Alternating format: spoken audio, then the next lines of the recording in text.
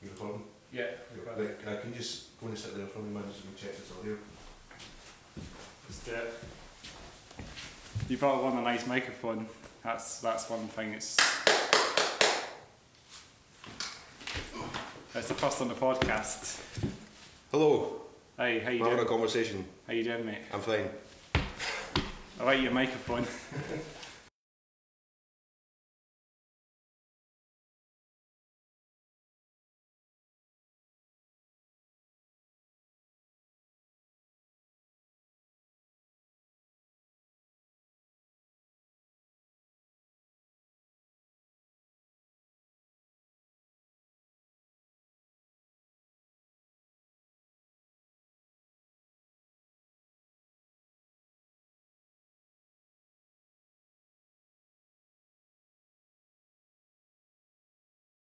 Isn't it?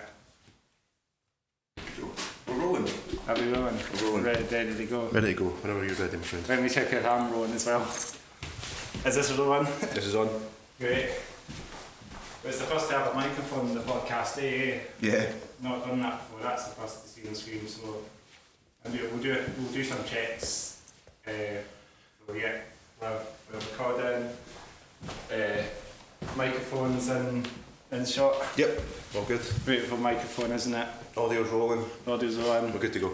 Great stuff. I'm just interested in the mic because this is the first. I'll just say this is the first on the podcast to have a microphone. So. Yeah. So thanks to the set for bringing that along. It's all good, man. I like some nice, crisp, clean audio. So. Brilliant. Well, that's what I'm trying to invest on a microphone. Yeah. Well, that microphone was like £18 from China on eBay or something. Really? And I think it was like £18, and it came with the microphone. This the kind of, I forget what that's called. This little mount for it. It came with like a boom arm, a pop shield. And I think maybe a couple of other attachments, and there's like the windsock that sits on top. All of that was like 18 quid from China. Really? So, yeah. It looks like it's so high tech, isn't it? Yeah, You even got the gold finish on it. It's I know. Like Rolls Royce. Aye. Yeah, thanks for having me on the podcast, man. Thanks for having me on. We won't even introduce ourselves actually, but you actually called PaperSailor. Yes, that's right. So my name's Michael. I am the man behind a band called PaperSailor, based in Glasgow. Yeah, we actually haven't done that introduction to the podcast. So I normally do. So I'll do my part. So we cut. This is the hard cut. This is our going now. Yeah, hard cut. Let's go. Let's go.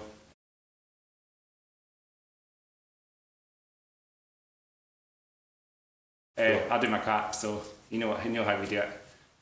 So welcome to the Hats Off Here Down podcast, episode 38. We're joined by the one and only PaperSailor. Hi. How you doing? Good, man. Thanks very much for having me on. It's nice to be on a podcast. This is my first ever podcast, so this is exciting. First one on. It's great to get you on there, pal. How you doing? Yeah, I'm good, man. I'm good. I'm energised now. I've got my coffee. It was a long drive. So do I as well. Yeah, it was a hot chocolate you've got here. Well, nice yeah. hot drinks today. Long drive from Glasgow, so coffee is much needed. Brilliant, that's what we need. Hot drinks on a cold day, and well, not a windy day, but cold. It's getting there. Getting there. We had a bit of wind. Yeah, the rain started to turn when we were outside, so I think it's going to pick up. Yeah, I think so now, by the looks of it. Yeah. So yeah, welcome, Michael from PaperSailor. It's just yourself, generally. You're the one-man band. Yes. So for the folks at home, my name is Michael. I the person behind the band called PaperSailor, based in Glasgow. I write all of the music. I perform all of the instruments that are in the recordings. Yeah, all the artwork, and not all of the artwork. I do almost all of the artwork myself, but basically everything I do by myself. And then when I'm playing live, I play drums and sing lead vocals, which is extremely tiring, but it's a lot of fun and it catches people's attention. So. Oh, that's it. Because I don't think you see a lot of, there's a lot of singing drummers out there, especially really famous ones, right. But there aren't many drummers who are also the frontman. No. I find, certainly at this kind of lower level in the music industry, I think it stands out. Well, I think the drummer from Code Orange, he did some vocals. That's right. So when they first started, before he done vocals, the drummer for Code Orange was the lead singer, and he still is the lead singer, but now he just does the lead vocals. He does vocals now. He doesn't. Yeah, they now just have a drummer rather than. They actually have. I think the guy from I think it's Mike Portnoy's son plays the drums for Codons. Oh, is it? I didn't actually know that. I believe it is him. Is it? Right, I didn't actually know that. I don't know. I just think I just heard about it when I was last looking at them. Yeah. But a brilliant band, Codons. Yeah, they're cool, man. As you say, I'm not. There's not a huge amount of metal bands that I listen to because I think a lot of it can be quite samey. But I like Code Orange. They've got more of a kind of new metal vibe. Because they got some got some hardcore vibes as well. Yeah, kind of hardcore. There's definitely some. You can tell they like Korn.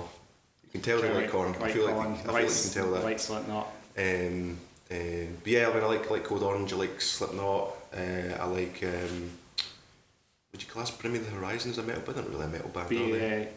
Bring Me the Horizon. A bit more towards the poppy side. Yeah, but I do like them as well. And then like Architects, I like Architects as well. Architects, brilliant. Architects are really cool. The metal sort of thing. Yeah. But they've gone sort of electronic as well, as I say. Yeah, I know. It seems to be quite a popular thing these days. I think especially like Architects have been around for a very long time. So I think what people do if they've been around for a long time in a rock band is like, well, let's chuck some electronic bits and pieces. Yeah, that's it. The icing on the cake. Even oh god, I was going to say Sleep Token. That's not what I mean. There's another band. There's a whole bunch of other metal bands and metalcore bands that are just doing exactly that. We had to talk about Sleep Token earlier on our jaunt earlier. We had a chat and they wore masks on, they're kind of like these bands that want to be under the radar a little bit with their. Yeah, I mean it's the Slipknot thing, isn't it? Not that they were the first people to wear masks or hide their identity or have an on-stage persona in any way, but certainly they were, of recent years, they are the main example, the most prominent example of like hiding your identity. Obviously that's not the case anymore. Everyone knows who the Slipknot members are. Yeah, now they do. But it's because Sleep Token have been around for quite a while as well, and it's actually really impressive that they're still holding on to this, like hiding their identity. It's impressive. They're actually making a big name for themselves. Purely based off of the music, which is really cool. Brilliant. It's good to know. And I'm actually introduced myself on the podcast. You know me from episode 1 to 38 now. I'm Chris. I'm the host of the Hats Off Here Down podcast. As you know, we didn't do our checks actually. We've got the camera rolling, lights on, hair down. Yep, jackets on, off, mic's rolling. Jackets on. I can't let my hair down, it's too spiky. Pink hair. Pink hair. That's it, pink hair. So is that first on the podcast, pink hair? I don't remember. Probably. I certainly don't see a lot of guys with pink hair, so let's just say I'm the first. It's a bit sort of pop punk. Yeah, it's like you look like you're from like the early 90s a little bit, that style. Yeah. That sort of reminds me of now. Yeah. Old school. I know talking about hair dye, I mean, I think I had the Beyond Extinction, I believe the guitarist, he had sort of bluey, sort of greeny dye. He had blonde hair, but he had sort of bluey, greeny dye, so I think they were one that had dyed hair, and I think Moodman at Romance, I don't know if you know them, but they had some dyes. It's turning into a hair dye conversation, isn't it now? I know. Going off the rails. Yeah. I think we've done our checks. It's quite warm actually with jackets. It is. It's warm in here. They've cranked the heating up. Jackets on, jackets off, jackets on. I'm keeping the jacket on. It completes my look.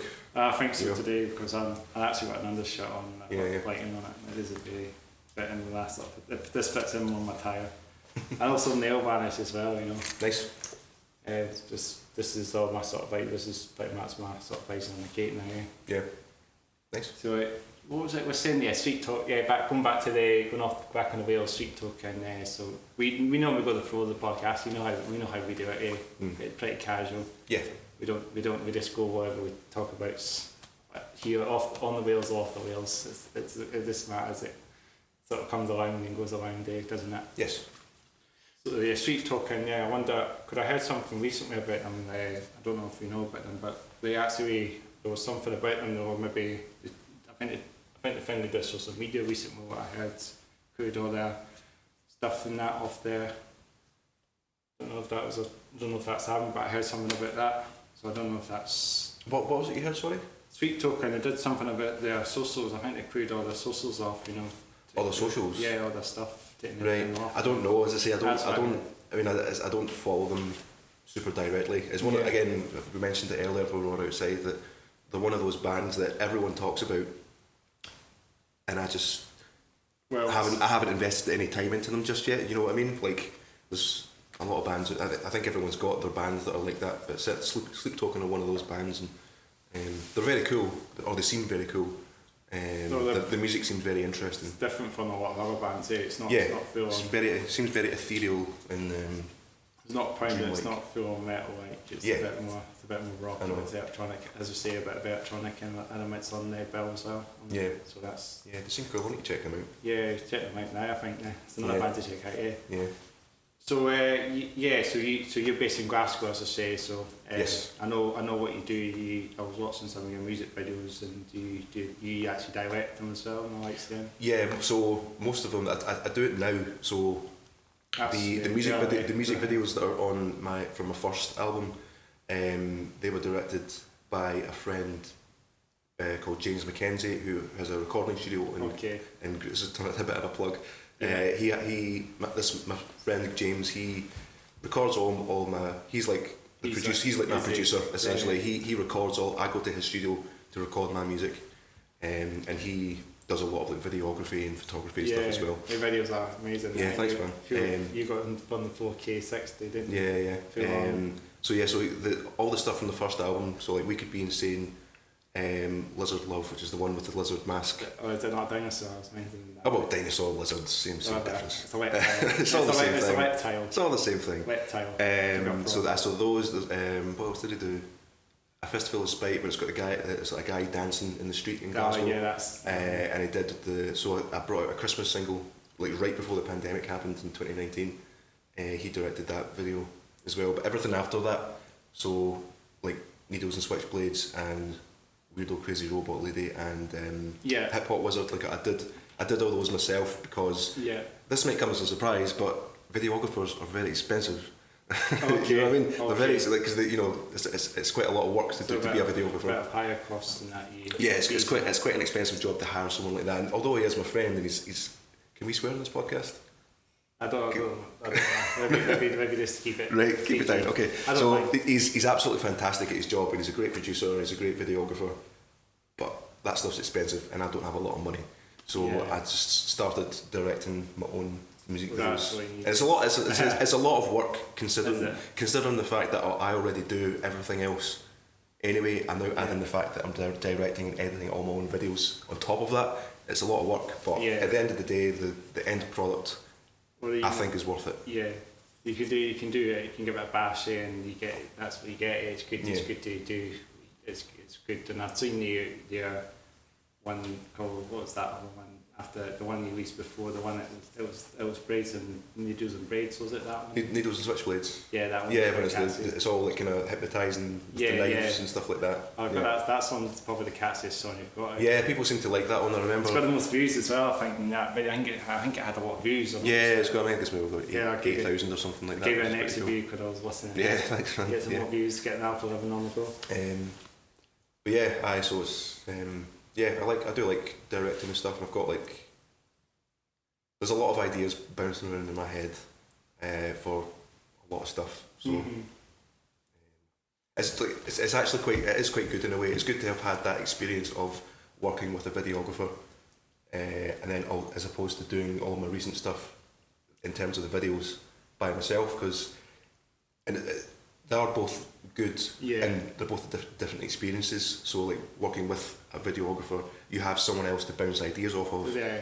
Whereas if you're working by yourself, there's maybe a bit more freedom. You can just kind of go. There's no one there to say no, except your own brain. You know, so it's like there's pros and cons to each side of it, because you might disagree with the videographer even though he says something, or you might be really unsure about something you want to do yourself. But you just roll with the punches. Go with the flow, really. Yeah, you go with the flow. That's how this podcast goes. I do the editing myself. Yeah. I do it on iMovie. It's very low key, this is how I record it as well. So yeah. And you brought the mic, which is the first as well. So we're mic'd up today. Yes. So viewers will have a much more pleasurable listening experience. We should have a better audio when it's up on the channel. Certainly will. This will be the first one that will actually sound proper good, and I'll need to try and invest on a mic. I think you should, as I say, like microphones don't have to be expensive these days. Well, you said that. And there's a lot of free programs out there, and like YouTube is like an infinite resource of tutorials on how to do things for beginners. So that's everything. Yeah. But I suppose if it's something similar to that, then it would definitely. I suppose I could maybe sit like this and also pick up the audio. I guess.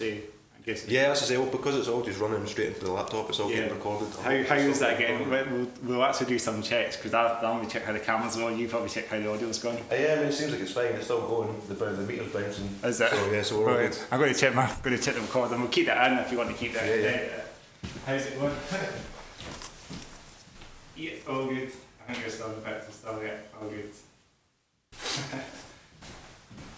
Yeah, all good. Still rolling. Yeah, man. But we'll keep that in there. I like to just keep it in there. I normally keep some of these bits in as well, the cuts, looking at the camera. Maybe you could check as well, see if it. Oh no, it's okay. I trust you. I'll do it myself anyway. Yeah, man. Yeah. So other songs. I know you obviously play, as I say, you play drums, but you have your own sort of band as well, and backing band, don't you? Yeah, but, well, it's funny saying backing band because I'm always at the back of the stage being the drummer, but you should have the drums. The drum kit in front. I do. So see when it's like a PaperSailor gig, I always ask the sound tech, can I have the drums in front of the stage? Because I'm the front man, so can I please be at the front of the stage? It's not always possible, just depending on the stage setup, and it depends on how nice the sound tech is. They're not always. But nice. They could move you at the front and have all the band members behind you. Yeah, well, that's what we've done before. Like when I had an album launch from my last album that came out. That's what we did. The drums were kind of like front left stage, and then the rest bit around here was for the rest of the band. But so live I play the drums and sing lead vocals, and then I have two friends who play guitar and bass respectively, and then I've got some backing track stuff like kind of synthy stuff that goes in the background. But I've heard some of that as well. I think you have some like synthy sound, and it's something that's really cool as well. It's not just all the same. Yeah, it's not all like raucous guitars. I like to experiment, as they say. Experiment, as they say. Yeah, absolutely. It's what makes music fun, is the fact that there's no rules and you can just experiment and hodgepodge different genres into one weird thing. Which is what I think I do. Right, so you're doing the same thing that Sweet Token's doing. You've got your own sort of genre. What genre would you say? Influences would you say you influence bands? What bands? When it comes to that sort of thing. Yeah, so when it comes to that sort of thing, the bottom line that I give people is industrial alt rock, and then like any musician hates pigeonholing themselves, but I've now just kind of like zeroed in on, because the alt rock is just such a broad term. Yeah. So you know that can range from like indie to like metal and everything in between. Yeah. So like, but if I stick industrial in at the front, it gives more of a kind of heavier vibe. Yeah. But then people, maybe metalheads might appreciate that. Sure. Yeah. So in terms of like influences, again, the bottom line I give to promoters would be like a blend between 9 Inch Nails and Royal Blood. Yeah. So it's got there's a lot of the dark, brooding, synthy, bloopies of 9 Inch Nails, but then it's got the big catchy hooky riffs of like Royal Blood. Like the overdrive guitars. Yeah, and also a lot of harmonies. I'm very big on like vocal harmonies. I think they really elevate a song. So you do the vocals as well, as I say earlier. You do vocals on the songs. On all of the recordings, I play all the instruments. I do all the singing. That's it. Sorry. That's it. It's a multi-instrument band, eh? Yeah, as I say, it's kind of one-man band sort of thing. So yeah, that's like the kind of two of my main influences. But then like you've got bands like I take a lot of inspiration from Slipknot. Yeah. As for my t-shirt, but we'll get to that later, I guess. Who I would say I like Slipknot. Thrice are probably my favourite band. I don't know if you've listened to Thrice before. No. They're like my favourite band in the world. It's like they actually are a band that I just couldn't pigeonhole at all, because they're like some of it's quite post-hardcore, some of it's a lot more ethereal. And they've been around for years, man. They've been around for like 20 something years, and like their biggest album, called the Artist in the Ambulance, that had its 20th anniversary last year. Really? And they re-recorded the album for its 20th anniversary. It's obviously the same songs, but everything has a different feel. I thought it was a really cool idea, and they're on tour last year and this year. They're playing in Glasgow actually in February next month. Just up the road, just down the corner. Yeah, just at SWG3. Yeah, You know what that is. I've done that place. I saw in frames there a while back. Oh, nice. Yeah, it's a cool place. There's loads of venues in that SWG3 because there's there's a small basement part called the Poetry Club, and then you've got Galvanizers, which is the big main hall. It's actually it's actually quite a posh venue, and you think about it, it's quite modern as well. Yeah, it is. It's very modern. It's all not been there for very long. But there's one or two other places as well. I think it's called there's a smaller room called the TV Studio. Yeah, it's a cool place. So Thrice are like my all-time favourite band. So the name rings a bell a little bit. Thrice. Yeah, you've probably heard, if not the name, then at least one or two of their songs, because as I say, they've been around for 20-something years. Yeah. And they were like pioneers in terms of like some of like post-hardcore stuff of the early 2000s and stuff like that. And they're still going strong. Brilliant. Like they're still incredible. That's it. Who else? They're like Ruben. Know a band called Ruben? Ruben. No. No, right. So they're more. They're not together anymore. They were more of a kind of underground, heavy-ish alt rock. Yeah. Kind of stuff. Like 100 Reasons. You heard 100 Reasons? 100 what? 100 Reasons. No. No. Right. Okay. So people watching might know like bands of that scene. Were like 100 Reasons, Hell is for Heroes, and Ruben were probably the three biggest of that kind of alt rock, garage, heavy rock kind of scene from the mid to late 2000s-ish. Mid to late 2000s. Maybe some of these bands might ring a bell, but it's hard to say. Yeah, as I say, you might recognise some of it. It's one of those things where you maybe not heard of the band, but you've heard whatever the big hit was. Probably. You know what I mean? You've maybe heard one or two of the big hits. It'll be a Crying Radio exclusive. Crying Radio I mean, all those bands were very, very heavy rotation. Yeah. Through Crying and stuff like that. Crying was the bane. I used to listen to a lot of Crying Radio, and then heard Loyal Blood. I think that's the first time I even heard of Loyal Blood. Actually, funny enough, Crying Radio. Yeah. 2013-14, it must have been Little Monster was the first song. Little Monster, yeah. I think that was the first single, I'm sure. That was the big hit, you know. And they're massive now, aren't they? Oh, they're ginormous, a two-piece band as well. They're ginormous. They went from like nothing to huge superstars within like a year or something like that, which is absolutely insane. Which doesn't happen. Anyone watching, that's rare. That does not fucking happen. I was just swore, sorry. You need to bleep that out. That was fine. I can hear some. I don't mind you doing it. Yeah. I just don't like. I'm not sure how it works. So. Yeah. That's fine. Man. Sorry about that. No, it's fine. So they kind of exploded, like came out of nowhere. And, in terms of other bands, what was there, like Frank Carter and the Rattlesnakes? Yeah, I love Frank Carter and the Rattlesnakes. One of the best live bands I've ever seen. I saw them at I'm pretty sure their first ever Glasgow gig was at the Cat House. Cat House, yeah. You know the Cat House. I've heard of it. Yeah, great nightclub. It's a really great venue as well for gigs. So I think their first Glasgow gig was in the Cat House, and one of the most like explosive live shows I've ever seen in my entire life. Like, just incredible. So like you know that thing that bands do where they'll stop a song and they do the wall of death or something. Everyone runs each other, or they get everyone to do like a big circle pit or something. That's it, right, so if you've never been in the Cat House, right? So the way it's not right. It's a smallish venue, isn't it? Smallish, yeah. It's a decent enough size. So the layout of the Cat House is, so you've got like the main stage at the back, and then there's like a bar in the middle. Yeah. And then you've got like two doors either side of the bar, so you can essentially run around a big circle. And that's what they did. They got everyone to do a circle pit and just run around a massive circle in this venue. It was absolutely incredible. And then the singer, just jumped. He must have had a wireless microphone.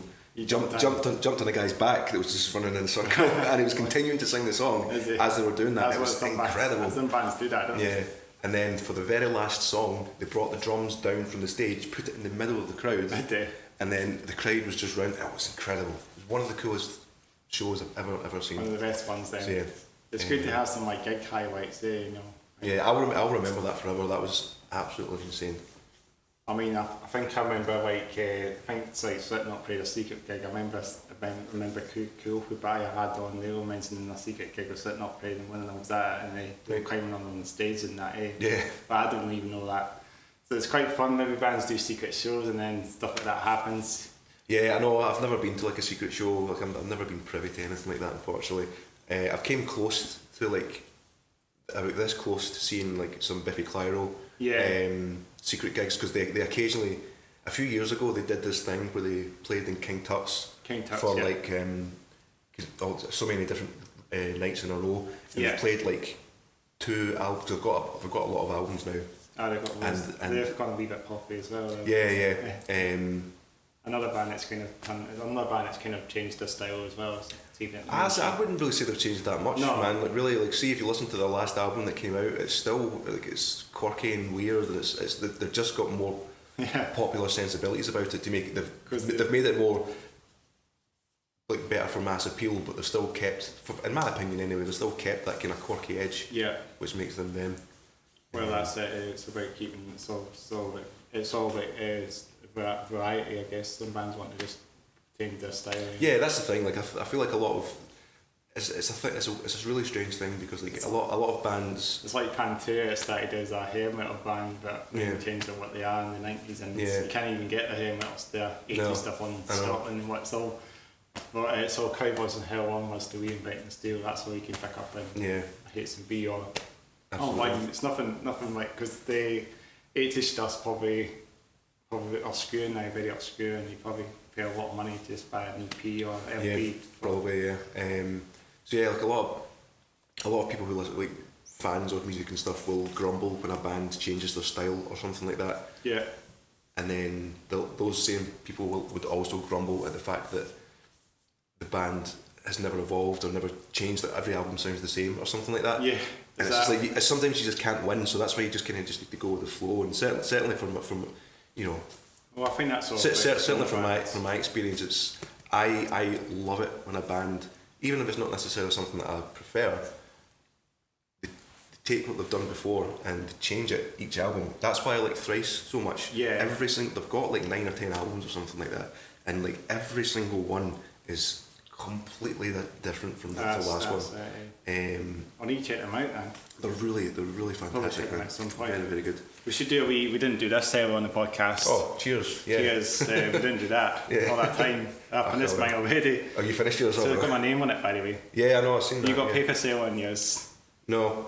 It just says S Car Latte, so salted caramel latte. Not your name on it, Michael. No, when they obviously know you. Because I think you said you volunteer here, don't you? Yeah, I'm here all the time.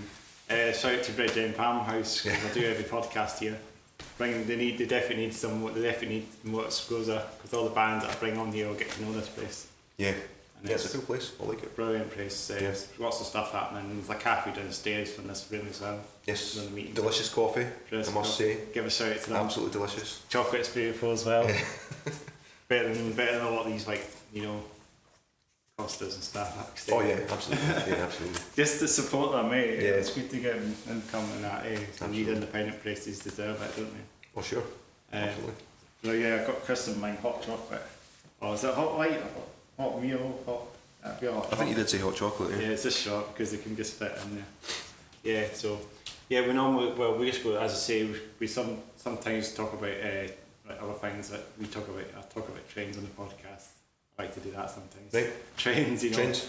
If you're into trains, or do you just use them as a transportation? I don't know. I live next to a train station. That's about as close as I get. I don't really use trains super often. I tend to in Glasgow. I live in Glasgow, and I live next to a train station.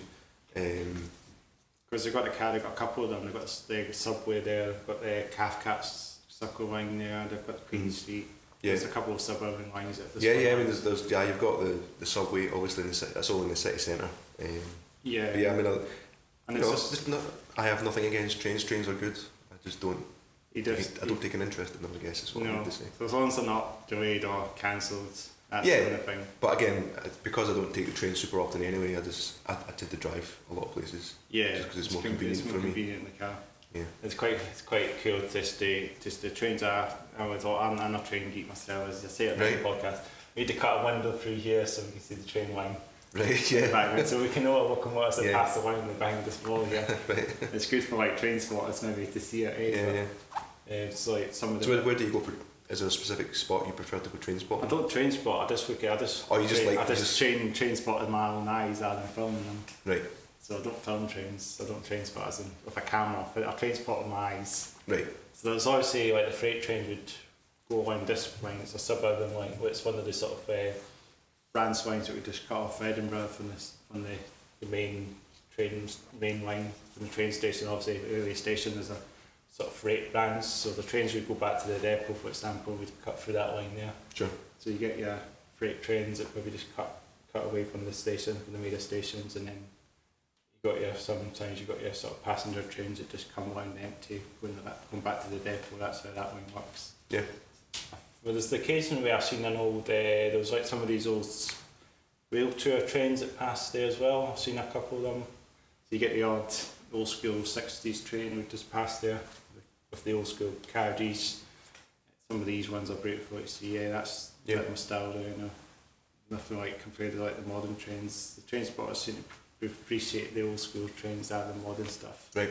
That's something about them. Like because they're more electric, aren't they, the modern trains? No, they are. Yeah. Then the City 125's talking about proper trains.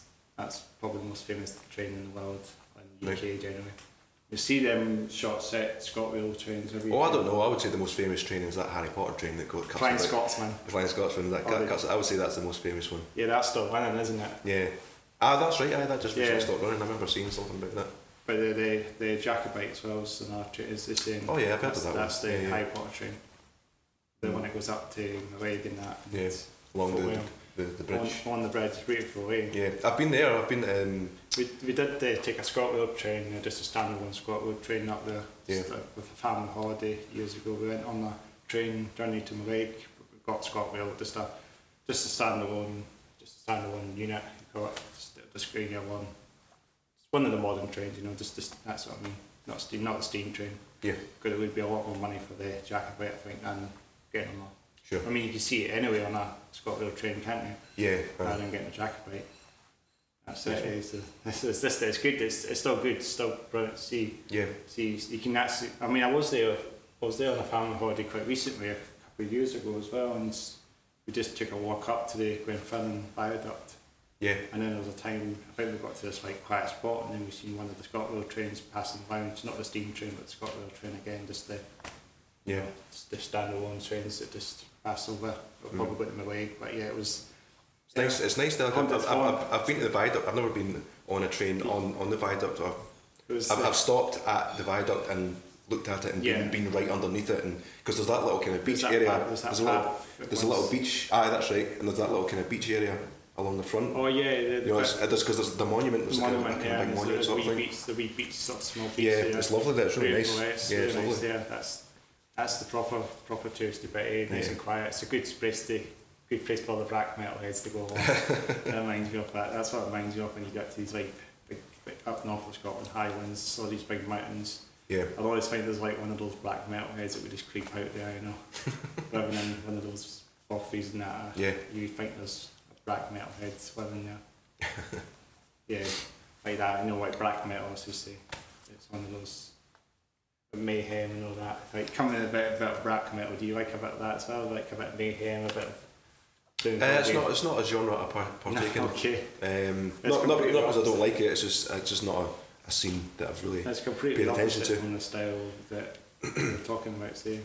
I'm like in terms of like heavier music. Obviously, I've mentioned the kind of the actual metal bands that I like. But is that Slipknot? Yeah, I like Slipknot, and as I say, Architects are really good, and Code Orange. Have you seen Slipknot before? Then? Yes, a couple of times. Just at the Hydro. I've never seen them. I was there at the Hydro. 2015, maybe that was the one you might have been as well. It might have been, yeah for the Grey Chapter tour. Yeah, it must have been the same one. Korn was supporting that night, I remember that. Korn and Kenny at 10. Yeah, I didn't see that. I saw Korn as well. They were really cool. Brilliant. I'm not a Korn fan, but it was cool to see them. But they were playing all that sort of old school, freaking away synths. Yeah, because wasn't it like Jonathan Davis's birthday or something? Yeah, that was the that gig. That was the 18th of January, I think it was. Something like that. It's nearly 10 years ago now, believe it or not. Believe it or not. Jesus. No, yeah, you're right. Nearly 10 years ago. Slipknot. Jeez. Korn, Slipknot had that stage with all the frames in it, and Korn had that light up stage with pads on it. So if you walk over, it's like the light up. Quite fancy. It was quite high. It was quite cyberpunk sort of stuff. So yeah, in terms of like other like heavier music, I tend to go more in the like the hardcore or post-hardcore scene. So I like Stray from the Path. Asking Alexandria. Yeah, they're pretty cool. That's a bit of a blast of the past. Who else? Changed a bit now. As well. Yeah, who else do I like? Alexis on Fire. I don't know if you know. Do you know them? They're quite an old band as well. They've been around for a long time. They were quite big. They were like at the forefront of a lot of the kind of post-hardcore stuff as well. Kind of scream.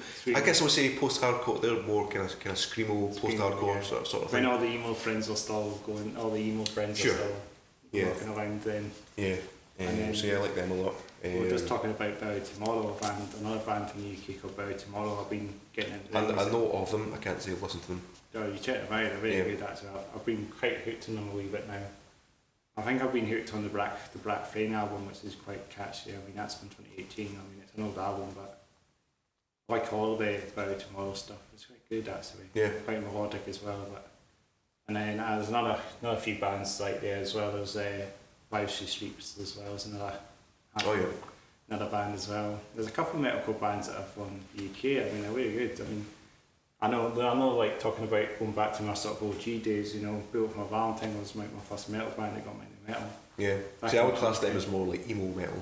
Emo, yeah, not now. Like certainly when they first came out, it's like very much. The Poison is very much like emo metal for sure. Because I remember the old photographs. They had to be wee dye wits on their hair, and like the old promo photos.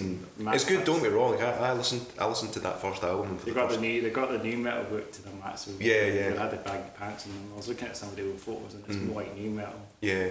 I actually listened to their first album again for the first time. Poison. Yeah, I listened to it maybe a few months ago for the first time in a long time, and I was like, wow, this album's great. It's a really great album. Like I forgot how good it is. Great production as well for that. Yeah, it is. It's really cool. I got them on the wall pretty much, that first album. Yeah. 2005, believe it or not. What's that? 2005, the Poison. Something like that. Yeah, something like that. It's making me feel old. That's nearly 20 years ago. Oh, no, I know. Tell me about it. And then you got Screaming Empire, which is another album, and I think the first album that probably got, I think it was like before Fever came out, was maybe when I got into metal. 2009-10, it was around about that time I got into metal. So what a band. I mean, still, I've never seen them live. Have you seen them live before? Bullet? No, I've never seen them live. I've not seen them live. I don't like them enough to go see them. I like that first album, but I don't like them enough to go see them. I know they sound more like an American band generally when you hear them. A lot of Americans, sure. I know they kind of got that sort of new wave of American heavy metal style to them, like Trivium and Avenged Sevenfold. Yeah, Trivium are okay. I like Trivium's first album, and that's kind of it. Yeah, Ascendancy, and I mean I saw them in the O2 Cadre in Edinburgh last September. Brilliant band. Breeds from My Friend. You might hold it. You might have heard of them. Who, sorry? Breeds from My Friend. Yeah, they're a Glasgow band. Yeah. One of your homies there as well. Yeah. Shout out to them. You get them on the podcast. Breeds from My Friend. They were supporting. I know. They were supporting. They were supporting Trivium, and there was the band that was opening up was a Swedish melodic death metal band called Albert Culture. Right. Not heard of them probably, but pretty good for them. Good. So it was actually his birthday, and it was actually Scott Kennedy's birthday that day. So right. I'll know the dates because it's good to know if it's one of the band members' birthday. It's a good reference to know what date the gig goes on as well. Yeah, that's what I mean. It actually makes sense actually because then you won't forget it because it's the birthday day. It's one of the members' birthday. It was actually two birthdays that night. It was Albert Culture's maybe bassist's birthday, and it was Scott Kennedy from Breed for Friend's birthday. So it was nice. September. I think it was the 4th of September last year. So 2023.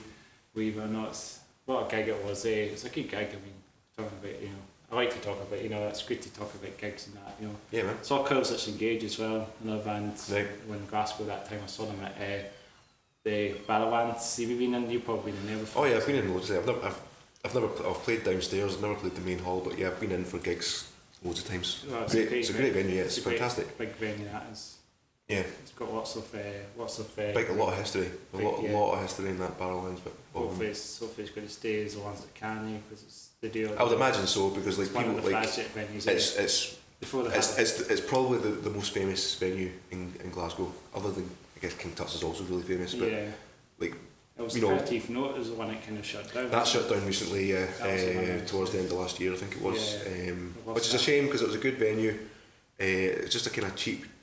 I mean this in the most endearing way possible. It's really cheap and dingy and kind of basement venue. Better one in the middle then. But there was problems with the way supposedly there was problems with the way the venue was ran. The owner wasn't paying people properly or something like that. I forget what it was, and obviously I don't know anything about it. Yeah, that's the bit scary. Which is a shame because it was cool. So hopefully someone buys it over or turns it into a new venue because it is cool. Yeah. It just maybe needs a little bit of TLC. TLC, like everything does. It's the same for like one of our venues in Edinburgh, where that's obviously, we're talking about a venue in Edinburgh, I said it on Friday podcast, Studio 24. Yeah. That's pretty much long gone, it's not a venue. Yeah, I've never been, but I know. That was my music venue. I've seen Breeze from a Film were playing there when I first started going to gigs, in 2013, 14, they were playing a band, and look at the Anheuser trivia on me. Yeah. So Studio 24, RIP to that venue, as I say, miss it so much. I passed that road sometimes, I walk on Cotton Road and I miss it, and I just think it's just a normal street now, it's just a uniform street now, student frats, and it's just it's one in the middle, there's nothing there. I think there might be some of the stickers, maybe some of the metal bands that maybe stuck on. Probably, that's the memories. Yeah, the band stickers are made of like steel or something because they all stand the test of time. They're all there for years. They're on lampposts for decades. No, that's a good point. Well, it depends what stickers they are. Hopefully they've got good slot stickiness and someone doesn't peel it off. Because it's amazing, stickers last for 20 years. That's insane. I know. I need to try. I've got some stickers in my closet as well. In my house, I've got loads of band stickers that I've can't see. So I'll look back at all the bands I've seen at gigs, just local bands. But I suppose I pick up all the stickers in the merch table, and it's good to actually have a big call as a local bands. Actually, I wanted to bring stickers through for you today, stickers, but I don't have any left. No worries. Yeah, I've always got a stack of them for every show I play, but I ran out and I need to get more. Get some. Just plaster them all over here. Put one there. Put them in this garden tree. Yeah. We have all metal bands. We can turn it into PaperSailor tree. It's fine. Just have them all PaperSailor. We should do that. We can try and organise something. Maybe use this as our art gallery. Stick all the. That'd be fun. Make it a venue as well. Maybe get your drum kit, your kit, and your music video. Maybe. We can that. Yeah, go up to the castle, put my drum kit at the top of the castle. Oh yeah, we should do that. We walked on that castle early, didn't we? Yeah, that was lovely. It was a lovely, nice wee place. Yeah, it's called Craigmillar Castle. It's a great castle. It's not like Edinburgh Castle, but it's a nice castle you can just go to. It's not too far. It's just Scotland as well. It's part of historic Scotland, so it's like any castle in Scotland. Historic Scotland. It's always good to go through and see all these castles that are really good and got lots of stuff going on. It's brilliant to see things like that preserved, and that's like the 12th century. It's a medieval castle as well. Yeah, it's cool. Yeah, and it's just in this forest but you also got some of the buildings out in Craigmillar Castle Park. Got these like vault houses and that as well, housing schemes there. It's like areas. Yeah, that is what I like about Scotland is it's a very old country, and there's a lot of horrible history and stuff like that. And history as well.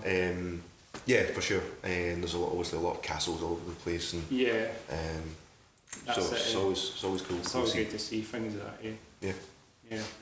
Yeah. So should we talk about our clothing question then? Let's talk about that now. Yeah, top to bottom. Let's do that. So we start with yourself or myself? What do you think? We'll go for you, baby. Yeah, start with the pink hair. Yeah. I've had pink hair for a couple of years now. I like it. I don't care if anyone else hates it. And that's all I'll say about that. And my t-shirt is turn to the camera. Yeah. Try and do this. Maybe just do a wee fasten. Just do a wee walk around and do a wee fasten thing. Well, this will be fine, I think. Yeah. This is a Slipknot t-shirt. It has the famous line from Duality. I push my fingers into my eyes, and with Mickey Mouse pushing his fingers into his eyes. And I saw that t-shirt and I thought that's really cool. That amazing. It's hilarious, and I need to own it. And it's funny because my sister is very much a Disney adult, and she loves Mickey Mouse and all this kind of stuff. And so when she saw this t-shirt, she was like, "What on earth are you wearing?" Well, that's very cool. So yeah, so I like this t-shirt a lot. I think it's I like hilarious. the cover as well. It's not black and that, you know. Yeah, I I quite like a t-shirt that's referential. Yeah. It's not like, you know, like It was like when like most band t-shirts, including my own band t-shirts, all have, you know, they have PaperSailor or Machine Head or Slipknot on them front and centre.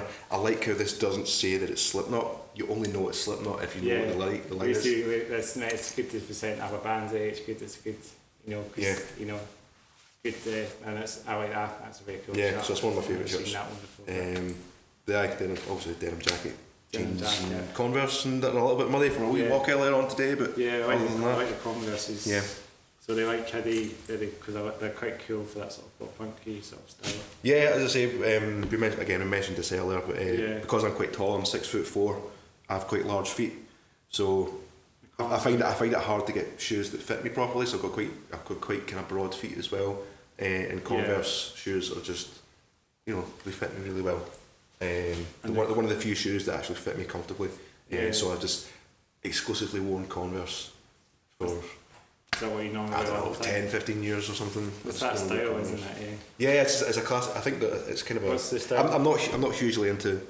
I'm not one of these like sneaker heads or trainer heads, whatever you call them. You get people that are like super into trainers. I'm not into that at all, really. I just think Converse it's a classic look. They go with everything. Yeah, they go with everything. They go with everything. You can wear them on any occasion. They look cool. Yeah, I like Converse a lot. Lifelong fan of Converse. You've had them for a long time then? These specifically? Yeah, these ones. Yeah, I don't know, 7 or 8 years. A while away. Something like that. So they last a while. That's why I like them too, because they last a long time. Yeah, and they go on for years. I guess I had a few Converses, but I don't know if it's because I do a lot of walking and that. Maybe they yes, they're not ideal. Well, yeah, because okay, we went for a walk up to the castle earlier, and it was, you know, it's a park and it's a dirt track, and the weather's been absolutely abysmal here in the UK lately. It's kind of like literally storm after storm after storm. I know, we've had so it was just like muddy paths and tracks, and you can see the remnants of it there possibly. So yeah, not the best footwear for you know, exploring urban. Is it not quite? Not quite. But normally I've got the opposite, but. Yeah, I mean you've got your big heavy boots on, I guess, so it's a bit better for. Because I do a lot of hiking myself, you know, I like to explore these areas, you know. And it's good to explore and see these places that you've not seen before, and it's like to sit you a little bit, you know, you kind of have to put one foot in front of each other and kind of have to brace some of the dirt a wee bit, don't you? Yeah. You know, but yeah, I do a lot of hiking, so these. Well, I'm going to my question now, I'm going to my attire now. Yeah. Have you got anything with the tattoos as well? Yeah, I've got quite a few tattoos, so I've got. And I noticed the patches on the jacket as well.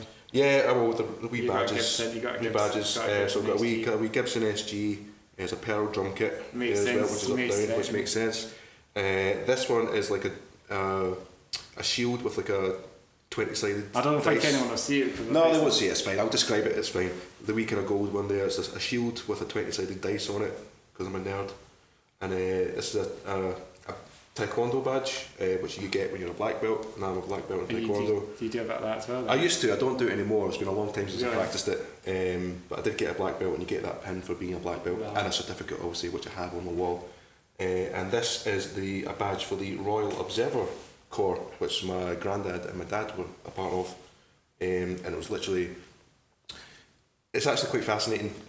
So I can't remember if they're still there or not, but there was, and I remember going to them as a kid.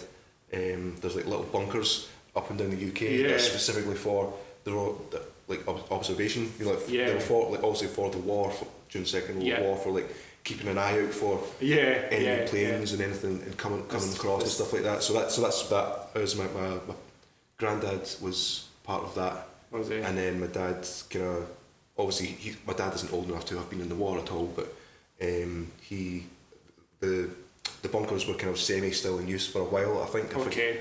And then that's where that badge is from. That's that. That's very cool. But yeah, in tattoos, so I've got an octopus. Got an octopus here. Her name's Betty.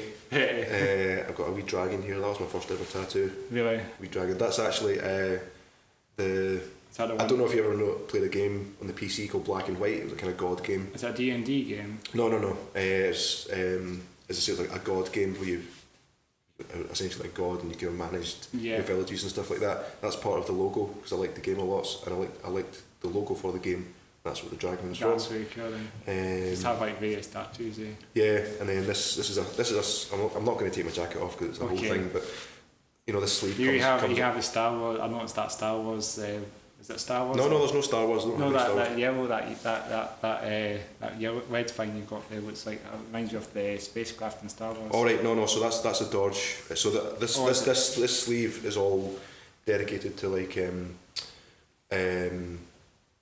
so I'm not religious at all, but I'm not a Buddhist, but I appreciate the practice of Buddhism because it's especially Western religions are very like dogmatic. Whereas Buddhism is very free flowing, and you just kind of as long as it's all about being just a nice person. And I love the imagery and the kind of the iconography and the ideology behind Buddhism. Again, I don't practice it; I just appreciate it.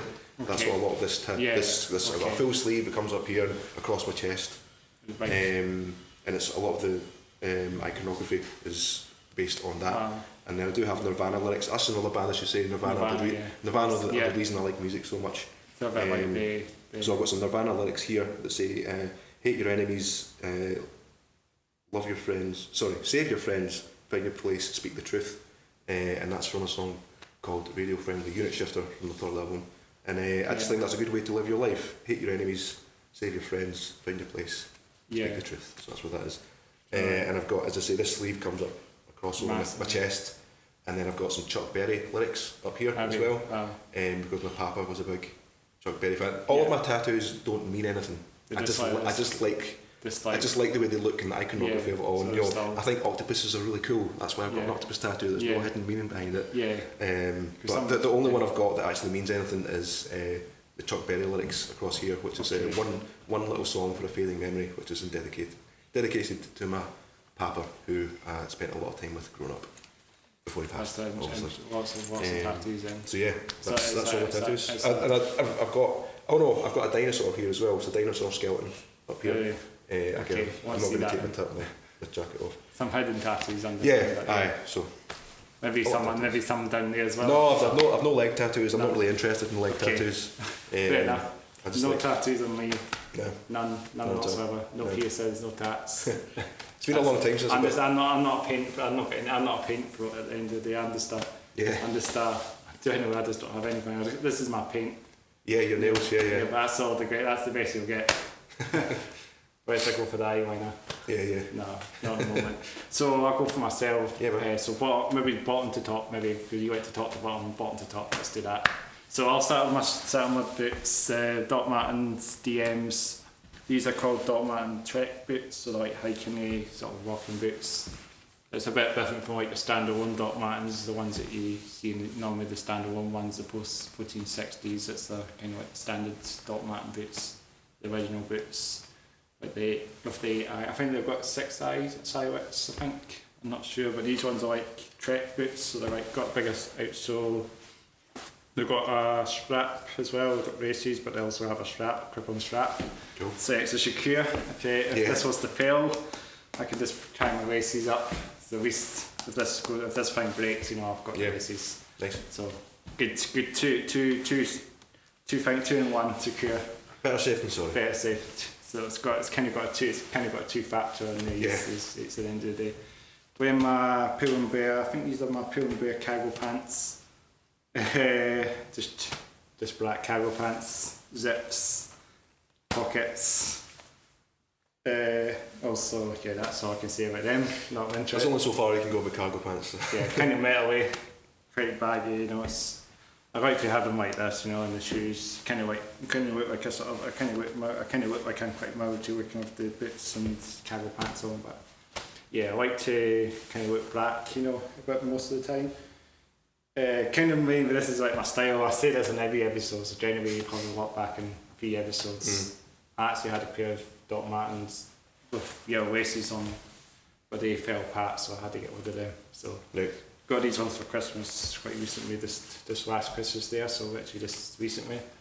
But I had a pair of these I had a few pairs of shoes on the podcast. I had a pair of Vans with ones as well.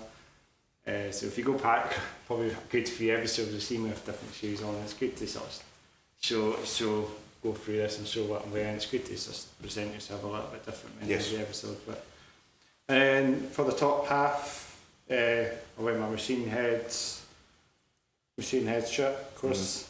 Machine Head are brown bands, brown groove metal bands. I'm not sure.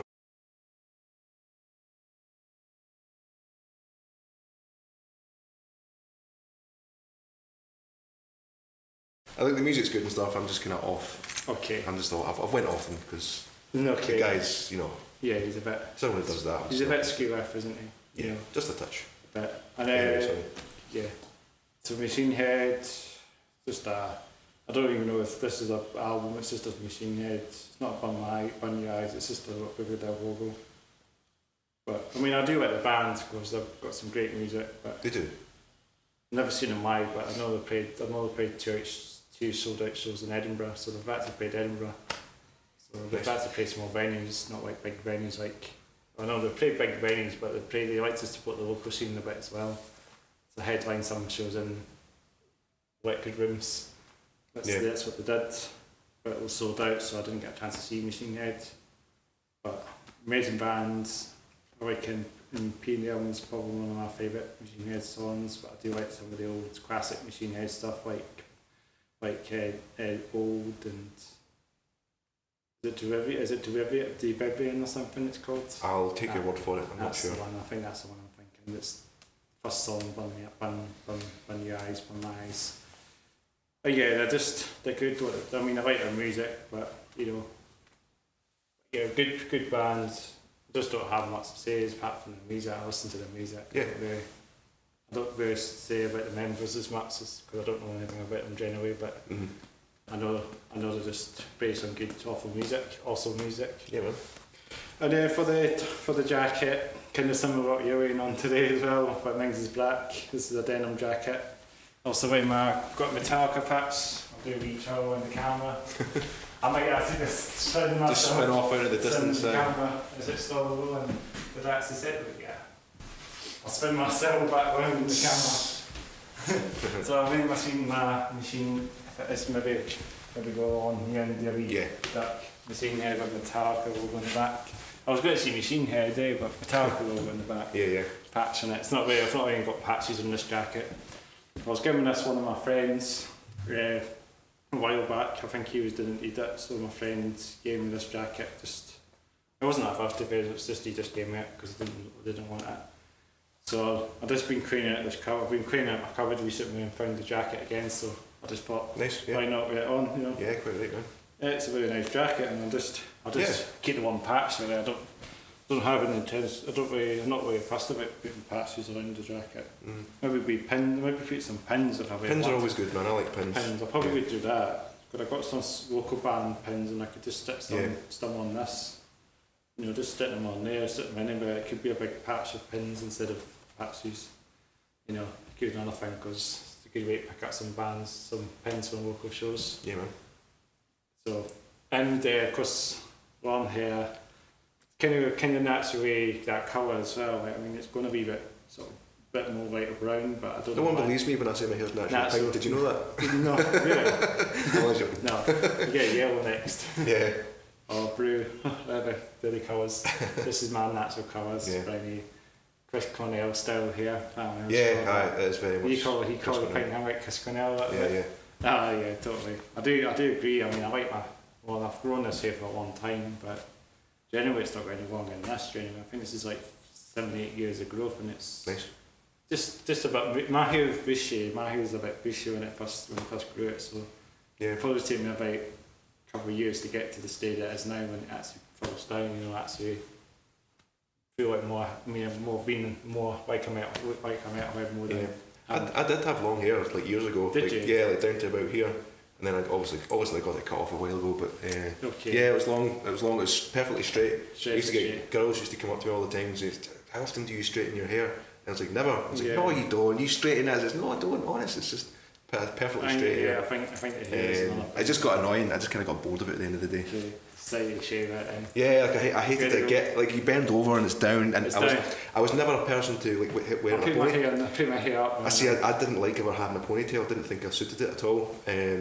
So it just kind of got in the way constantly. It's like, just cut it. It's funny that actually, because I do wear my ponytail. I have a ponytail, but it doesn't really look nice. I don't really like the ponytail. I like it down. It looks nice down, but on a ponytail, maybe it just doesn't seem like it joins on. You know. Yeah. You kind of want to have the long straight hair, you know, like proper long straight metal hair. You know, that's the ones that wear cool ponytails. Yeah. It seems to be a style of metalheads having the long straight hair. You know, like the black metalheads. Metalheads are the long straight hair. You know, that looks cool and ponytail are down.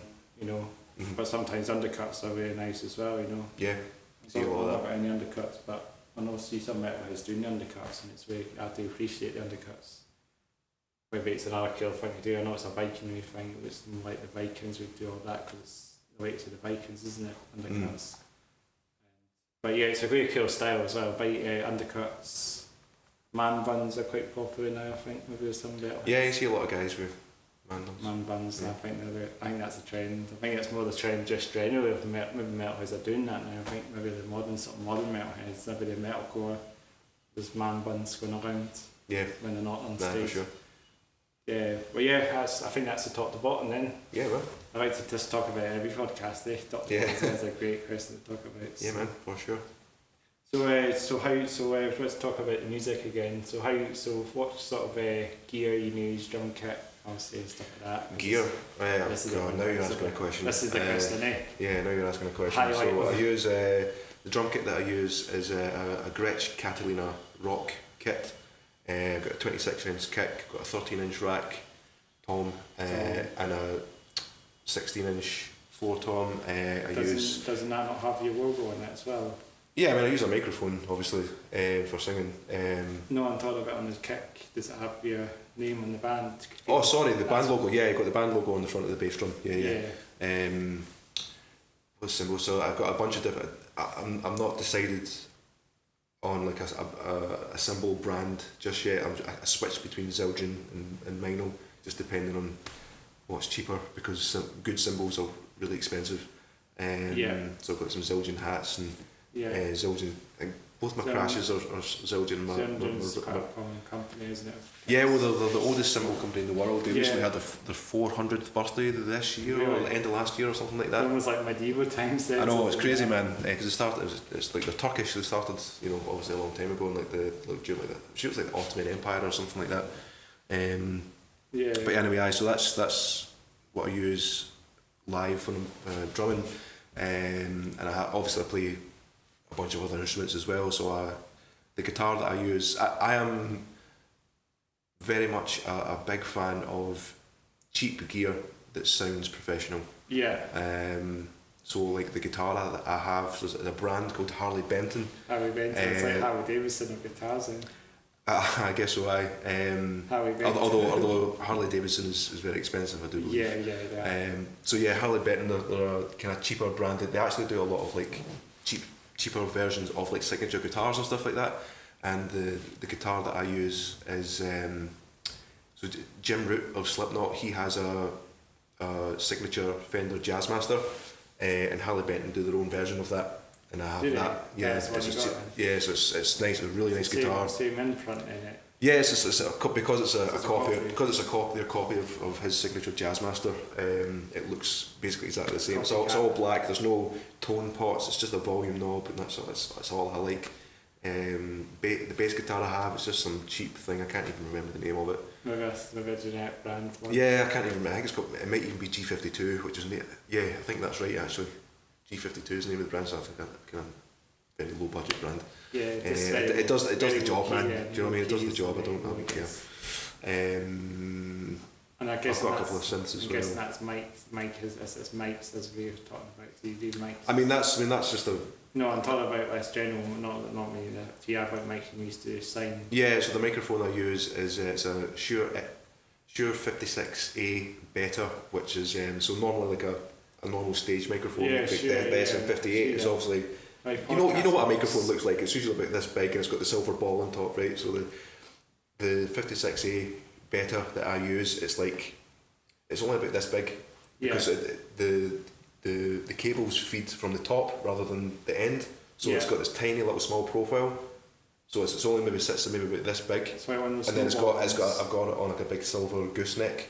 Yeah. Because the thing that I find, because when I play drums, I'm quite a heavy hitter, and especially when I'm on stage, I'm very animated. I like to put on a show.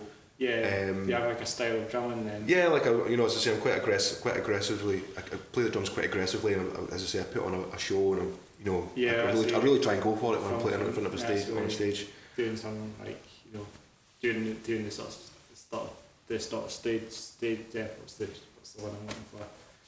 I know you like just getting yourself just into it, as I say, just pushing yourself. Yeah, I like to get into it and put on a show for people. But so I've got the thing about playing in drums, especially singing lead vocals and playing drums, is certainly I think because my arms move quite a big distance because I hit quite hard.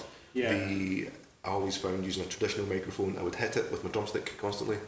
Whereas with this small microphone on the gooseneck, kind of arches around like that. You've seen loads of sync drummers with a microphone that kind of comes over the top of their head and kind of hoops down the way. Yeah. You've seen that? That's the kind of thing I use, so that it's specifically so that I don't hit it when I'm drumming. Well, it's good. I guess in the gooseneck, it probably, because obviously you're sitting back in the drum kit, and we have to put the mic stand in front of the drum. Because it's on the gooseneck, it leaves, rather than having a big arm here and then me hit it with a drumstick constantly, and the audience here constantly. I now have all this freedom created with this gooseneck. So and then that's what you need. Then you need something that works and doable, and does the job, eh? Yeah, man. Absolutely. So do you play? So sometimes drummers normally sometimes I don't know if it's a thing you do, but do you sometimes play with shoes or shoes off? I don't know. I'm a shoes off drummer. Are you? Very recently, playing with socks the last year or so. Do you have to do that then? Yes. Because that's what some drummers do. Yeah, well, there's two schools of thought when it comes to that I've found when it comes to pedal work on when you're playing drums. So you've got people who like a lot of grip. Yeah. So they'll play with their shoes on, and they'll maybe even have grip tape on the pedals themselves to give them that grip. And then there's my school of thought, which is I don't want any grip. I want my feet to slide effortlessly on the pedals. So that's what I do. Easier then? For me, it makes it easier. I used to play, as I say, I only started playing in my socks maybe about a year ago. Okay. And I'd play with my shoes on, and it'd be normal. But then I thought I'm just going to try this to see what it's like, and I like it a lot because, as I say, because I don't have any friction, it means I can do a lot trickier, more more harder, more complex techniques. Yeah. For me, there are other people. There's a drummer that I'm a huge fan of. He's the drummer for Stray from the Path, actually, called Craig Reynolds. He always goes on about how he likes to wear this specific shoes for drumming, and he's got some I think it's some grip tape that goes on skateboards and stuff like that. I think he's got something like that on his kick on his kick pedals. That gives him the grip that he wants. He wants grip. I don't. I like having zero friction. So on socks when I play drums. Okay, that's quite fun then. Yeah. I do get some funny looks sometimes because I'll sit down to play a gig, take the shoes, I'll just kick my shoes off, play the show, and then I'll stand up and say thank you very much, yada. And then the people will see me putting my shoes on, and I've heard people exclaim out loud, "Is he putting his shoes on?" Okay. I'm just like, yeah, I'm playing with them off. It's not that weird. Trust me, a lot of drummers do it. Yeah. So that's better. So as I say, that's better for me. It's not better for everybody. I wonder if it would be a thing on the podcast to do that hats off, pair down, shoes off. I wonder if that would be a thing. Well, you can use that for another podcast. No, you don't want to see my feet. No. No, I probably won't do that then. Unless you want to do it, I don't know. No, I'm good. Okay. might go be a bit funny that way as well. So I know what you mean. But yeah, I'm guessing because I'm wearing DC socks no. What's the brand socks you got on? They're just black socks. They're just black socks, man. There's nothing special. I'm not flash when it comes to socks. I just wear black socks and that's it. That's the way to go then. Because no one sees them that way as well. But anything else on that sort of question as well? Kits, drums, or music, or? No, in terms of gear and stuff, that's kind of the gear that I use. I mean, I guess the other thing that is a recent addition to the live setup is, because we play with some backing track stuff.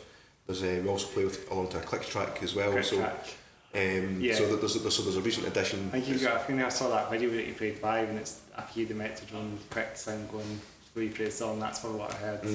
Probably. So it might be so I play along to a click track live, and we use like in-ear monitors. Yeah. So we've recently just bought a rig for that, which is for you're one of those bands, because I know some bands do that. Yeah, it's essential, man. Like once you go down the route of using in-ear monitors, especially like I've got like custom molded ones for the inside of my ear. Right. Once you go down that route, you just can't go back, man, because you can hear everything. Not only are you protecting your hearing, but you can also hear everything so much clearer. No way going back now. Yeah, I can't go back. I can't ever go back to not using in-ears. Yeah. Because the clarity is just phenomenal. Brilliant. Yeah. How's that recording getting on, mate? Is that still going? Still chugging away. Chugging away. Because there's two things to check at once. After you check my camera, and you need to check that. So it's good things to actually see. Check working at the camera and that, you know. But yeah, good to know. And should we talk about what else should we mention? I know we can go on. Maybe like a favourite music album. Maybe. What do you think? Albums wise, I guess. I mean, you know, I mentioned like Nirvana earlier on. I remember listening. The Nirvana are kind of the reason why I like music so much. And do you like I specifically remember listening to Nevermind for the first time. I remember it. I remember being on holiday. I'm sure I was in America with my family, and then my friends at school had told me to get this album called Nevermind. Nevermind, yeah, that's the album. That's the big album from yeah. Nirvana. That's the one that really got them themselves out there. That's the big album also that got themselves popularity wise. Yeah. Got the grungy on the go way pretty much. So I remember hearing that album for the first time, sitting on the end of the bed. It was just like as soon as that opening riff, as soon as the drums kicked in, the digga, I remember just like sitting wide-eyed, going, "What is this space music from the future?" And it wasn't from the future. This was like I forget how old it was. This was like well, it was years after the fact. 91 it came out. It came out in 91, but it was maybe like I don't know. But it was maybe like the early 2000s by the time I caught on. I feel like that song was played in the late 90s when I think about it. And it's still played, man. Generally, I even just know the song without knowing the band. You know, it's like it was mainstream. Obviously, it was on the radio. Right, you know, it was a massive band. You know, that song, one song got them out. Smells Like Teen Spirit really got the ball game going with Nirvana. And I think it just sprayed tall, you know. Yeah, so I specifically remember listening to that album the first time and my mind being blown when I was a kid. And then what else? I mean, the first Rage album is probably one of my favourite albums ever made. What else? What's that one again? The one Rage Against the Machine, the first album. Self-titled album. Self-titled. It's got Killing the Name and all that. Killing the Name and that's up there. Again, I mentioned Thrice. I think maybe 2 of their albums are like in my top 5. Like that, I like them that much. Yeah. Because there's just so many bands that you just can't really get your name for them. Maybe it's too many albums that you know. There's so much music, man. Like I couldn't ever like. It's not like people always ask like, "What's your favourite song?" and stuff. It's like I don't have a favourite song. Yeah. There's too many. There's too many. I'm the same, mate. Like literally, could go on forever. Yeah, I know. I mean, it was built for a Valentine. It got me into metal. It's the first band, so that's the main thing. I know a great band, you know, but then I guess when they moved on, and I thought I liked Metallica. You know, I liked the scale Metallica stuff. You know, like Kill Them All and. Used to play a lot of Metallica stuff in my old band, you know. I'll say Metallica are okay. I'm not overly keen on them. I think Master of Puppets is a perfect album. Yeah. And that's it for me. I'm just not a huge Metallica person. Well, I appreciate them from a distance because they basically invented thrash metal. Yeah, that was the last good thrash metal album from Metallica, and I think Justice for All was still good. I mean, from what I've heard, still thrashy, but then that's when it was 86 when Chris Button. He passed away in 86, and then Jason Newsted was in the Justice for All in 88. And then it's also 91 when the Black Album came out. That's where he sort of got on. Yeah, that was a bit more main. That was a bit more like 91. I'm guessing 2 of that album was as big as Nevermind. You would think that. So yeah, Metallica, as I say, I appreciate them from a distance, but from what I've heard, because they brought out an album was it last year they brought out an album? Yeah, yeah. Yeah, from what I hear, it's a good album. It's a Metallica album. And that is it for me. Is like I feel like Metallica kind of just do the same thing year on year. I'm guessing with every album. It's just kind of not really my thing. We were talking about it earlier. All the music sounds the same, just about. I think Metallica. Like the thing is, anytime Metallica has tried to do anything different, they've just had their arse handed to them. Like people don't like it. Saint Anger being the perfect example. Like they don't like it. And I don't know if you've listened to that album Lulu that they did with Lou Reed that they did it with or something like that. Yeah. That album's atrocious. It's one of the worst sonic experiences you'll ever have in your life. I'm just telling you, like, go home, like, when we leave here today, listen to the album called Lulu by Metallica. You will rip your headphones off immediately. It is terrible. Bad quality. It's like a low-key production then. It's bad. It's bad music. I know what, tell me. Well, the thing is, Saint Anger at least has some redeeming qualities about it. The drums. They're okay. It's the drum sound. It's the sound of the drums that's the problem. That's what it is. There's actually some not bad stuff on that. Like I actually like the song Frantic on that album. I think that's a really good song. That's probably the one. Found Kind of Monster as well. That's alright. Yeah, it's not a flashy album. It's not.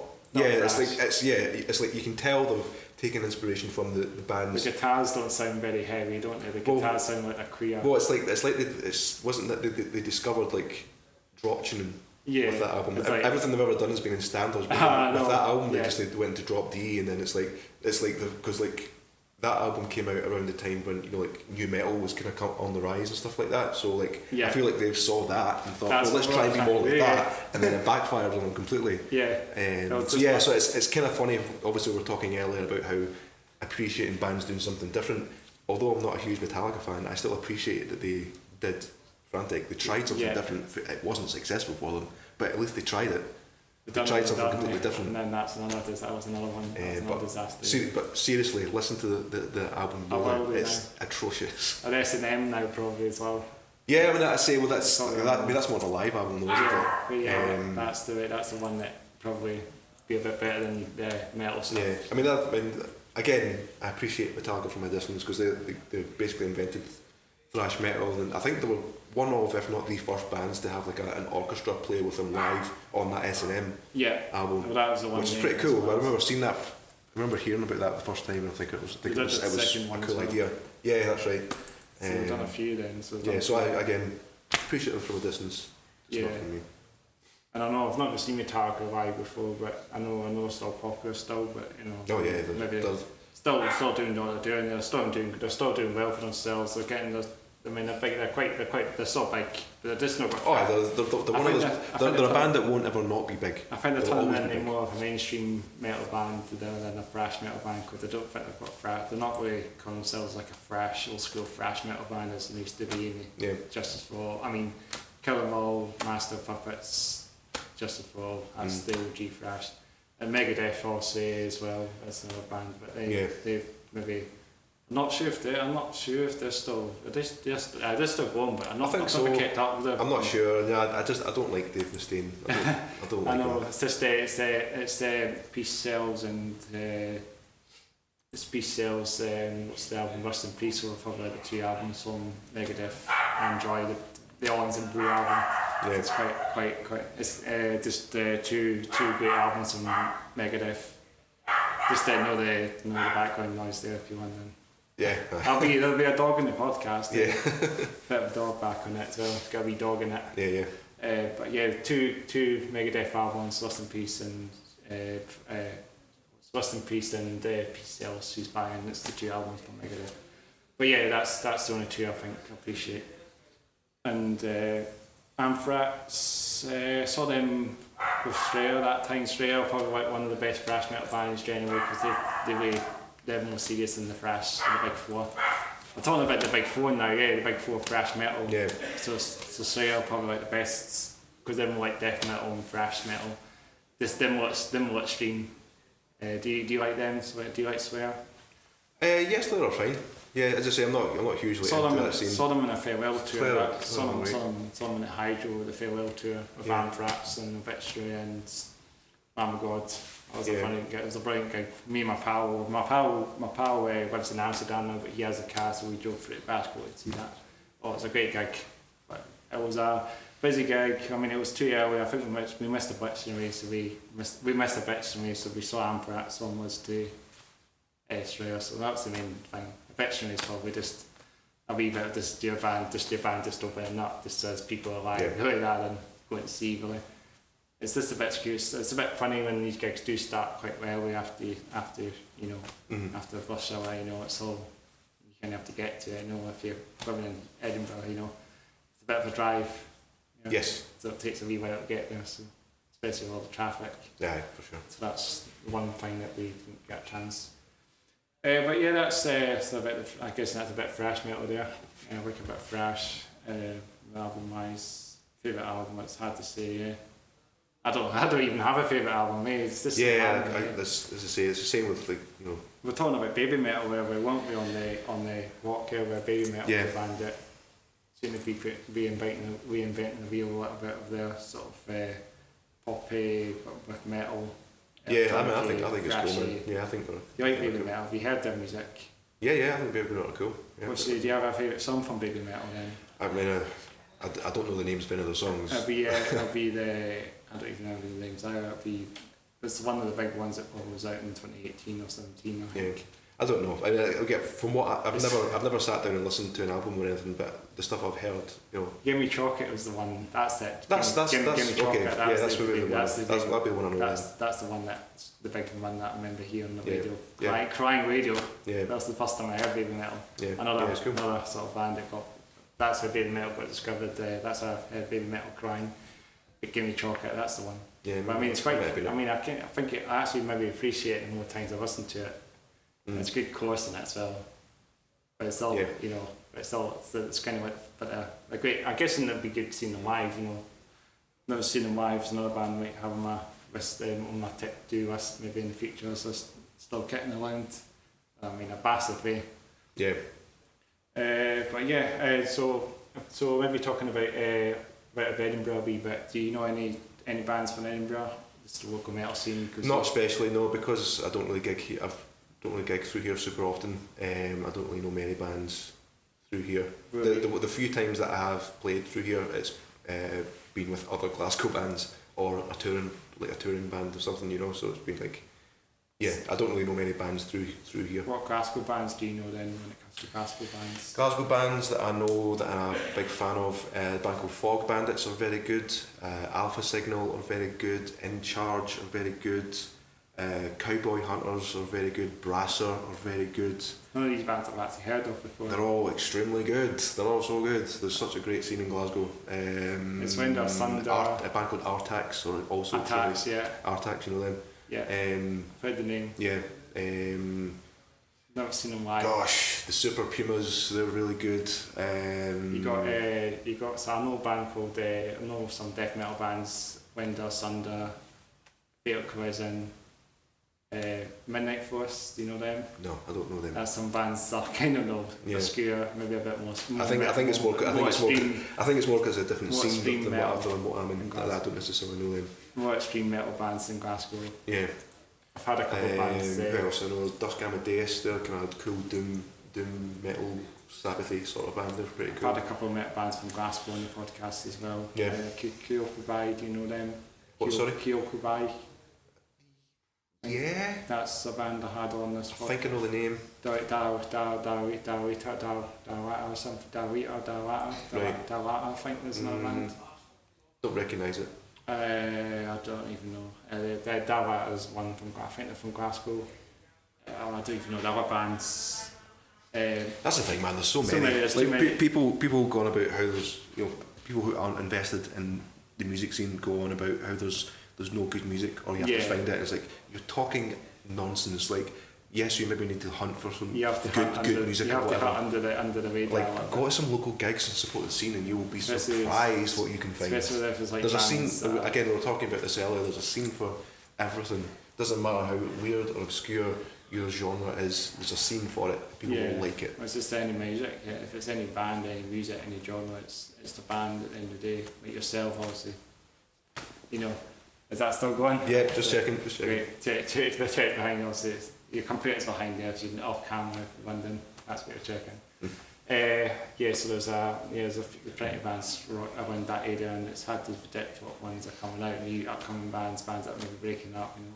It revolves in London. It evolves around, doesn't it? And there's bands that just jam and don't get themselves at the scene. It's like hidden bands. That's something. Yeah, that's something I've been trying to avoid is just kind of being part of your local scene, and then that's it. Because there are so many bands that you see over the years. Are like they're a Glasgow band or they're an Edinburgh band or wherever they're based in, and it's like they just kind of get a name for themselves there, and then they never go anywhere with it. Yeah. And like I just don't want that. Like that's what I'll play a gig anywhere. We were on tour last year, hoping to be on tour again in the summer. We were down in Newcastle for like a one-off gig last year. Down there as well. I love. Is that the Trow Grounds you played? What's that? A place called the Trow Grounds in Newcastle. And if you played, what venue is it in Glasgow? In Newcastle you played? I've played in Little Buildings in Newcastle, and I've played in a place called Bobbick's, which is a really cool venue. Okay. It's upstairs. I think it used to be used as like a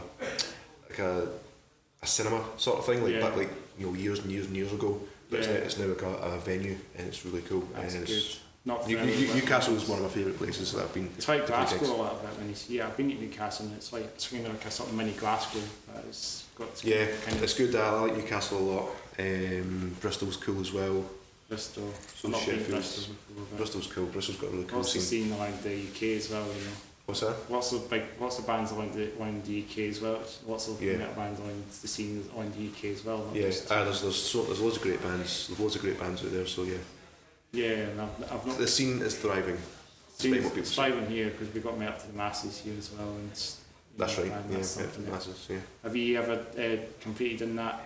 No, because I know people who have, but I haven't because I am not metal by any stretch. So I didn't do it. Yeah. I feel like I'm not. I feel like I would be out. I feel like I'd be out of place. It's not to say people wouldn't enjoy. I think I've seen some rock bands in Metal to the Masses. Oh yeah, for sure. Like I know I'm friends with bands that have been in it before. Yeah, but like it's more because I know it's based on. It's not to say people wouldn't enjoy my music. I would just feel out of place because I am not. The music I make is maybe metal adjacent at times, but it's not metal music. Full stop. Yeah. But in case you can still get, you can still get. I'm guessing you can still give it a bash, even if it's like the first heat or something. Maybe.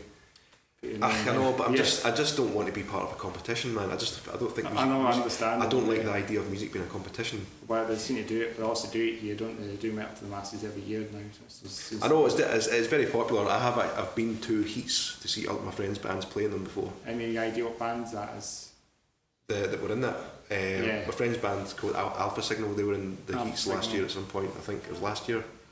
It was either last year or the year before. I can't remember. But they got into maybe the second phase or the third phase or something, and then they didn't get through after that.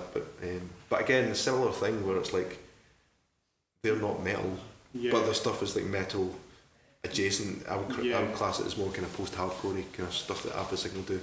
Yeah. So it's metal adjacent, but it's not. But yeah, there's plenty of metal. There's plenty of metal out there. I mean, Metal to the Masses is also one thing. It's very popular. Well, we can talk about the thing we're going to talk about. Say the special event that's happening on the 3rd of March. Yes, right here in Edinburgh. Why can't? Because this is an exclusive. I'm exclusive. I'm going to talk about it as well because I'm doing something there as well. Yeah. So Rock.Con is happening. This is a plug for my friend Katie, who's running Rock.Con. From Outtakes. He's the singer from Outtakes. Shout out to Katie. Shout out to Katie. I mentioned this on the last few podcasts, and I've forgotten her name. I mentioned the name of her. So Katie from Outtakes. Katie from Outtakes. Outtakes, they're an incredible band. She's one of the best singers I've ever seen in my entire life. The 3rd of March, there's a Rock.Con that's happening at the Wee Red Bar in Edinburgh. Shout out to Katie from Outtakes, who's running the event and organising it all.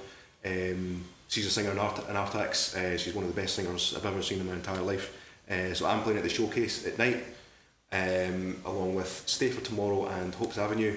You're going to be there too. Yeah, you're going to be exactly. You're going to be doing this podcast. My name's on there. You're on That's your name's on the poster. podcast. Yeah, you're going to be doing this podcast live. Yeah, live podcast in front of the audience. If you're interested in the music scene, the rock and metal scene in Scotland at all, you should be there. It's going to be an all-day event. There's open jam sessions, there's panels, live podcasting. We've got the showcase at night. There's going to be musicians speed dating. I know that sounds weird, but it's a thing.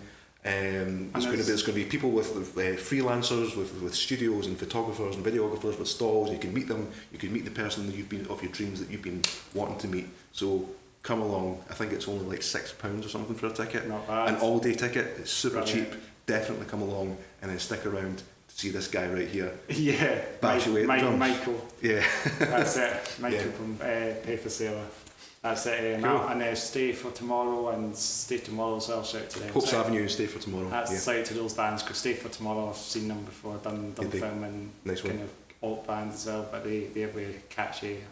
I did an interview with Steve. I've got the band. I've got the bracelet on. Oh, nice. Shout out to Stay for tomorrow. I didn't even show this actually, but I've had this on for years. I've had this for like 4 or 5 years, and I've had it. It's lasted me 80s. So cool. We should probably wrap up there because we're getting chucked out right now, I guess. It's been thanks for having me through, man. We should check your socials out. So check me out on Facebook at PaperSailor and then at PaperSailor Music on Instagram. That's all the social stuff I have. I'm on all the usual musical places on YouTube and Spotify and Tidal and whatever else. Listen, because it's really great. Well, that's what you need, eh? Yeah. Get yourself out there, and I'll hopefully look forward to seeing you there, and to be really fun. Yeah, man. I'll see you on the 3rd of March. Duncan Mountains Day as well. Pleasure to meet you, man. We'll do some fist bumps as well. Yeah. Let's do that, eh? Cool. Right, brilliant to have you, mate, eh? Yeah, thank you so much for having me. Anything else? I don't even know, but yeah, I'm guessing we'll have to wrap it up. Yes. Cool. Thank you so much, man. Proud to have you. Yeah. Let's do fist bumps. Cool. Let's do that. Let's do it end like that. Eh? Cool. Thanks, man. Cheers. I'll do a wee on. photograph at the end of the thumbnail. Get a wee photo of you as well. Do a wee pose in the photo if you want, because I'll have the timer on.